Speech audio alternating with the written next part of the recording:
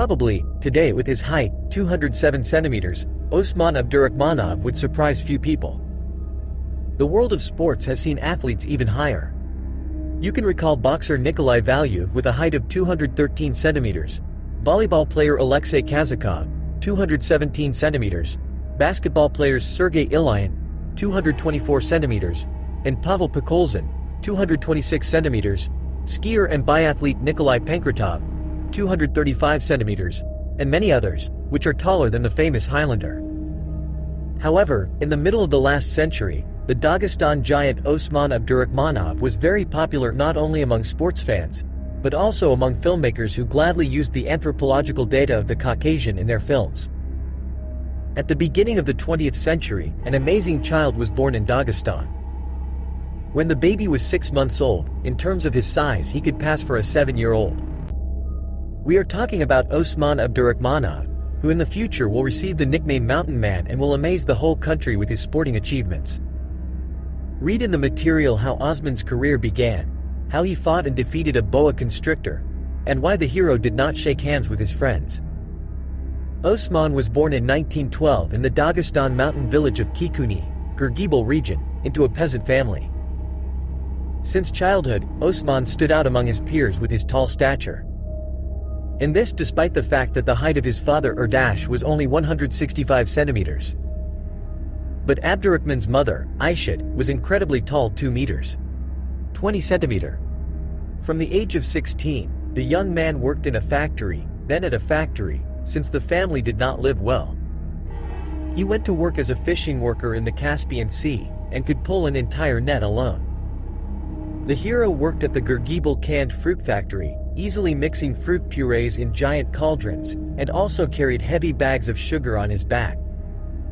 One day he got a job at the Gurgibal hydroelectric power station, where his strength surprised everyone around him. And the incident when the young man easily lifted the donkeys to remove them from the road and allow vehicles to pass quickly spread throughout the city. Osman was noticed, and by decision of the leaders he was summoned to Makhachkala. Abdurakhmanov was invited to the Olympics, where he easily received several awards. Throwing grenades, Osman set 2 records: Dagestan and the USSR. The grenade flew to a distance of 65 meters, and a stone weighing half a pound flew to 75 meters. Once, recalled Osman Abdurakhmanov, this was before the war, they sent me to deliver apricots to a cannery. On one very narrow section of the road, a passenger car is driving towards you. How to miss each other? I didn't want to turn the donkeys around and drive them back. I saw the car also stopped. Her passengers look at me, wondering what I will do. Then I hug one donkey tightly and lift it onto the terrace, and put the second donkey there in the same manner. The passengers, there were 2 or 3 respectable men, got out of the car, greeted me, and introduced themselves. They turned out to be Hakims of Republican scale. Having found out where I was from, they informed me that the Republican Spartakiad of the peoples of Dagestan would be held in Makhachkala in the near future, and they invited me. They wrote a letter to our district leaders asking them to help me. And so I went to the Olympics and took first place in several sports. Osman became famous when he began performing in the Tbilisi circus.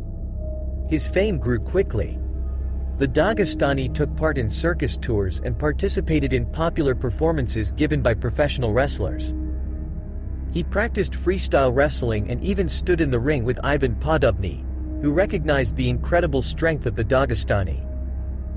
During the collective farm and state farm sports contest in Pyatigorsk, the strongman showed the best result in stone throwing.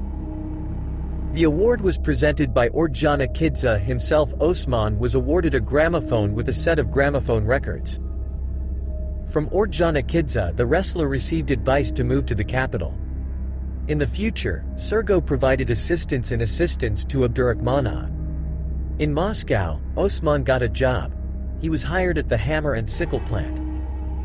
As for sports, he trained hard in wrestling. Coach Catalin helped him with this.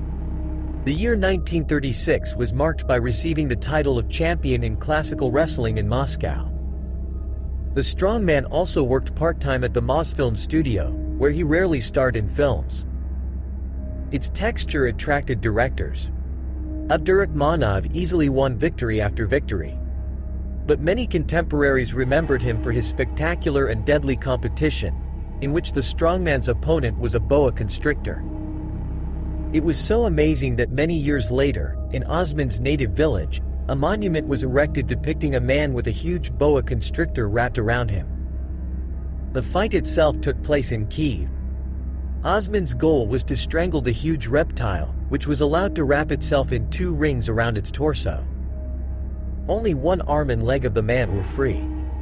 For its part, the boa constrictor tried to do the same. The fight was for life and death, and Osman won.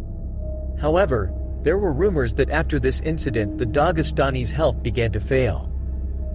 Impressed by the external dimensions, incredible physical strength and athletic talent of the young mountaineer, they sent him to Pyatigorsk as part of the DASSR team to participate in the Spartakiad of the peoples of the North Caucasus.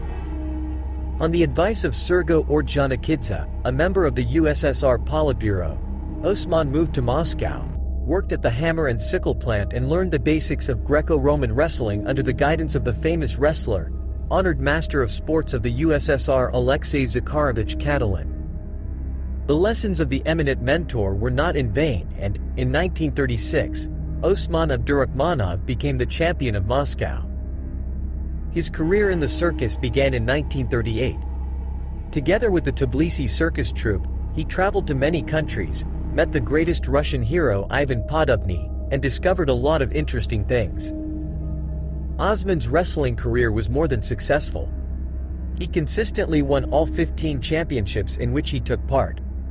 There were times when he had to engage in fights with wild animals, then it was fashionable. Famous Soviet directors gladly invited the Caucasian giant to their films. Thus, he played the role of a giant sailor in the film Treasure Island. Strongman athlete in the film Gorky's Childhood. The giant Cossack in the film Bogdan Khmelnytsky. During the Great Patriotic War, he was elected chairman of the collective farm in his native village. During his life, Osman fought more than 1,000 fights. His rivals were famous wrestlers. He managed to measure his strength against Burov, Podubny, and Hermit. In 1956, Abdurakhmanov defeated the world champion in freestyle wrestling, an athlete weighing 120 kilograms yans. He once lost to Osman and longed for a meeting to try to correct this unfortunate defeat. The battle took place in Osman's native village. These were his conditions of participation. Abdurakhmanov traveled a lot around the country and often performed. At one point, this began to tire him, and the wrestler decided to settle in the village. He tried 3 times to start a family, but only the 3rd marriage was successful. His wife was the girl Patamat from Gotsadal. Contemporaries recalled that Osman was the favorite of his fellow villagers, and children always crowded around him. Unfortunately, Abdurakhmanov had no heirs. Osman left this world in December 1969. To date, the cause of death is unknown, but people recalled that after the famous fight with a boa constrictor, Abdurakhmanov often complained that his chest and heart hurt.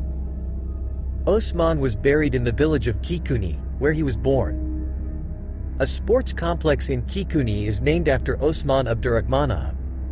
At one time, huge shoes were kept in the village museum, but later they were taken to Makhachkala. There her traces are lost.